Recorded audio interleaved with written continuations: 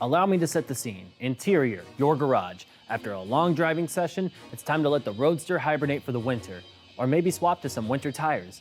So you go grab your trusty QuickJack, only to find that the Quick Connect fittings are leaking.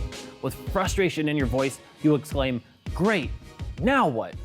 Well, let's check it out.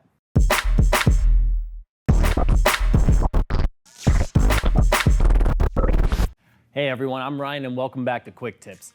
Every once in a while, we'll see a comment that goes a little something like this. Man, I bought this QuickJack 2 years ago, only used it 2 or 3 times. I just went to use it and the fittings are leaking. What a piece of, you get the idea. So today, we're gonna talk about why these leaks happen and what you can do to prevent them. Now, if this is your scenario, 99.9% of the time, there's one reason. It's because you bought the QuickJacks 2 years ago and only used them 2 or 3 times. Just like the seals and gaskets in your car, QuickJack seals need lubrication too. And the way to get lubrication is to simply use the QuickJack. It needs fluid running through it to keep those seals from drying out, cracking, and you guessed it, causing leaks. If this happened to you, well, you're gonna need to replace those quick connects, or in some cases, replace the O-rings at either the power unit or the frames. At this point, I'm sure some of you are even asking, but Ryan, isn't there anything else I could do? Just something I could try out before replacing the parts? Well, my friend, I'm glad you asked, because part of the troubleshooting process is finding out where the leak is coming from. If fluid is coming out from the front of the quick connects, generally, they need replacement. However, if the fluid is coming from the threads at any of the connections, we suggest just going ahead and resealing those fittings.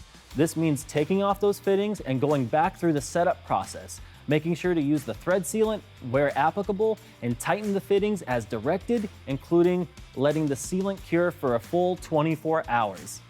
If you're wondering about the torque specs, it's important to note that QuickJack uses NPT fittings for the quick connects, which means they have a tapered thread and therefore traditional torque values do not apply. So once you get the fittings finger tight, we recommend 2 to 3 turns with a wrench. They should be good and snug at that point, then you could let them cure with the sealant. Of course, if you still have any other questions or concerns, you can always reach out to our support team at quickjack.com/support.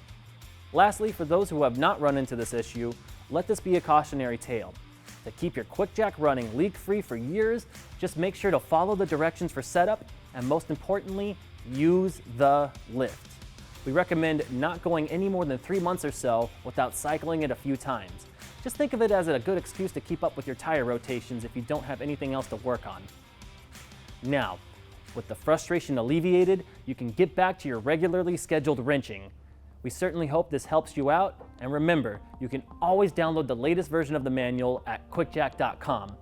Thank you so much for watching, and we'll see you next time.